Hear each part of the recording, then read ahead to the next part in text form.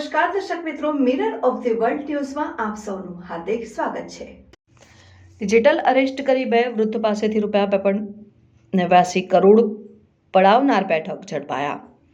વડોદરા શહેરના તાંદલચા અને માંજલપુર વિસ્તારમાં રહેતા બે વૃદ્ધોને ગેરકાયદે પાર્સલ અને બોગસ પોલીસ બનીને ડિજિટલ અરેસ્ટ કર્યા બાદ મની લોન્ડરિંગ અને બેંકની ખોટી માહિતી આપવાના કેસમાં તેમની ધરપકડ કરાશે તેમ કહી ધમકાવીને ₹52 કરોડ પડાવનાર બે ઠગને સાયબર ક્રાઇમ પોલીસે સુરતમાંથી ઝડપી પાડ્યા છે। બંને આરોપીઓને વધુ પૂછપરછ કરવા માટે રિમાન્ડની તજવીજ હાથ ધરાઈ છે। વડોદરા શહેરમાં સાયબર માફિયા દ્વારા લોકોને તમારા પાર્સલમાંથી ડ્રગ્સ નીકળ્યું છે અને મની લોન્ડરિંગ કેસમાં તમારી પોલીસ દ્વારા ધરપકડ કરવામાં આવશે તેવી ધમકાવીને ડિજિટલ અરેસ્ટ કરાય છે। ત્યારબાદ કેસમાં બહાર આવવું હોય અને પોલીસની ધરપકડ ના કરાવી હોય તેમ કહીને બેંક ખાતા, સેવિંગ, એફડી સહિતની તમામ માહિતી અમને આપવી પડશે તેમજ જ્યાં સુધી કેસનો નિકાલ ન થાય ત્યાં સુધી તમારા નાણાં તેમની પાસે રહેશે તેમ કહી ઠગો રૂપિયા વિવિધ બેંક ખાતામાં ટ્રાન્સફર કરાવડાવે છે અને ધરપકડથી બચવા માટે લોકો પણ તેમને રૂપિયા ટ્રાન્સફર કરી આપી ઠગાઈનો ભોગ બની જાય છે। ત્યારબાદ આ ઠગો તેમને રૂપિયા પરત આપતા નથી અને રૂપિયા ચાઉ કરી નાખતા હોય છે। ત્યારે